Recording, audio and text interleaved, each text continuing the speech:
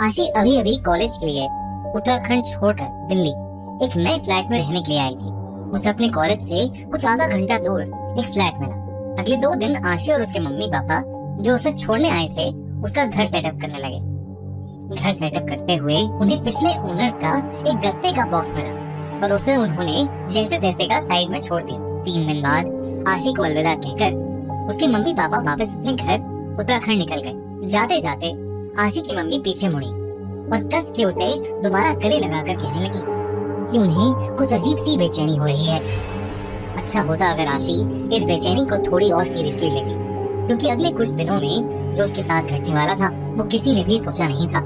आशी को फोटोग्राफी और एडिटिंग का बहुत शौक और वो इसी फील्ड में आगे भी कुछ करना चाहती थी, मगर घर पर पैसों की थोड़ी कमी होने की वजह से वो कभी अपने लिए प्रोफेशनल कैमरा खरीद नहीं पाई थी। पर वो दिल्ली आकर खुश थी।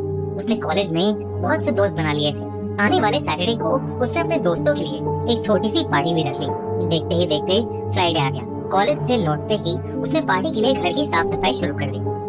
बालकनी साफ करते हुए उसकी नजर कोने में पड़े उस गत्ते के बॉक्स पर पड़ी, जो इतने समय से बाहर पड़े पड़े बिल्कुल सड़ गया था। उस बॉक्स से सड़ रहे गत्ते की स्मेल आ रही थी, मगर न जाने क्यों वो आशी को अपनी तरफ आकर्षित कर रहा था। जब आशी ने वो बॉक्स खोल कर देखा तो उसमें पुराने सामान के साथ एक विंटेज कैमरा और एक रील पड़ी थी। आशी ये देख बहुत खुश हो गई और उसने झट से वो कैमरा खोलकर पुरानी रील हटाई और नई रील पर उससे फोटो खींचनी शुरू कर दी। वो कहीं न कहीं हैरान भी थी कि इतने पुराने बॉक्स में जब बाकी सब तबाह हो चुका है तो ये कैमरा अभी तक कैसे चल रहा है। पर उसने अपने इन सारे ख्यालों को साइड में रखा और जल्दी से जाकर बाहर लगे फूलों, गमलों और पौधों की फोटो खींचने लगी। आशी के फ्लैट के ठीक सामने एक बूढ़ी आंटी मिसेस कौशिक रहती थी, जो हर सुबह उसे कॉलेज जाते समय गुड मॉर्निंग कहा करती।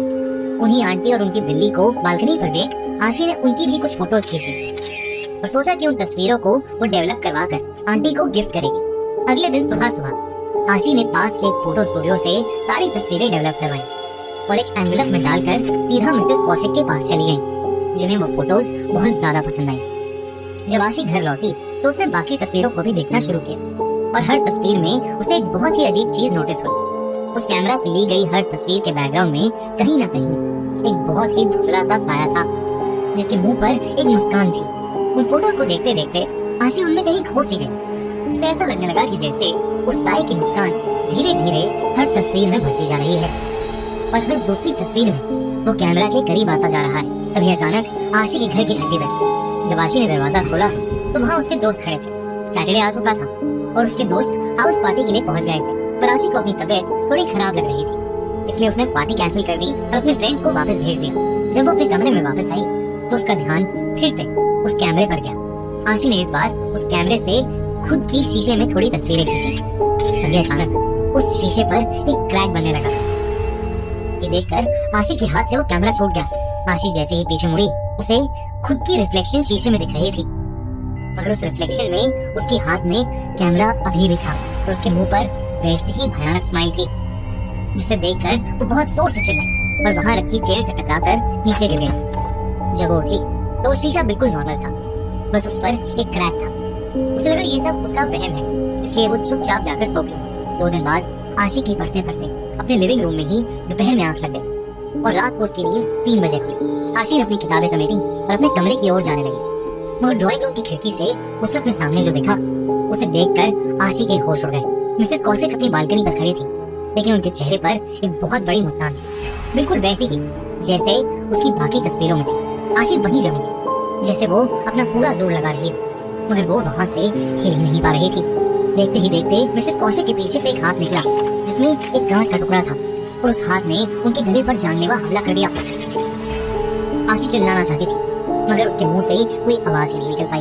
डर के मारे उसने अपनी आंखें कसकर बंद कर ली और जब खोली तो वो अपने बिस्तर पर लेटी हुई थी और बिस्तर पर मिसेस कौशिक की बिल्ली घूम रही थी। इसे सपना समझकर आशी दोबारा सो गई। आशी सीधा अगली रात 9 बजे अपने दोस्त के कॉल से उठी और उसने उस बिल्ली को वहीं कमरे के कोने में बैठा हुआ देखा। वो बिल्ली गौर से एक टक बस उस कैमरे को देखी जा रही थी, पर आशी की आंखें खुली की खुली रह गईं जब उसने अपने बिस्तर पर उस बिल्ली के पंजे से लगे हर तरफ खून के निशान देखे।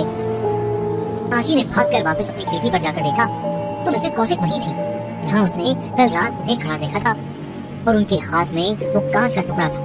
उनके बगल में उनकी बिल्ली एक खून के तालाब में बैठी अपने पैर चाट रही थी। आसपास के फूल मुरझा गए थे और गमलों में सारे पौधे भी मर गए थे।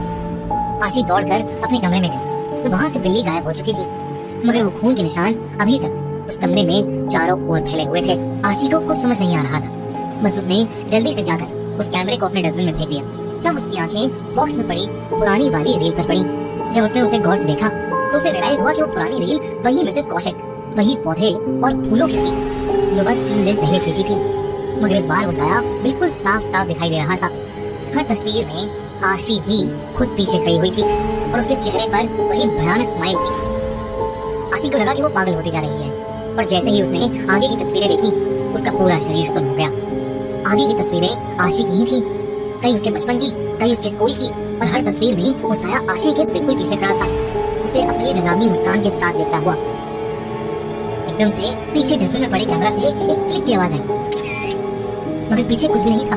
और तब आशी ने उस रील की आखिरी तस्वीर देखी, और वो आखिरी तस्वीर भी आशी की थी। ड्राइंग रूम में हाथ में रील लिए डस्टबिन में से खींची हुई फोटो, और उस फोटो की सबसे डरावनी बात ये थी कि फोटो में आशी के बिल्कुल सामने मिसेस कौशिक और बहुत सारे ऐसे ही लोग एक लंबी भयानक स्माइल के साथ खड़े थे। कांपते कांपते आशी ने ऊपर देखा तो वही साया आशी के ठीक सामने आकर जोर से चिल्लाया, स्माइल।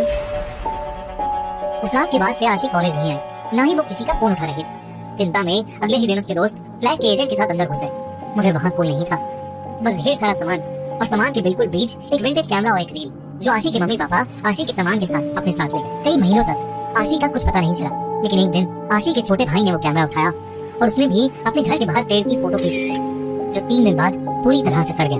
जब उसके छोटे भाई ने वो फोटो डेवलप कराई तो उसे दिखा कि उस पेड़ के पीछे आशी खड़ी थी।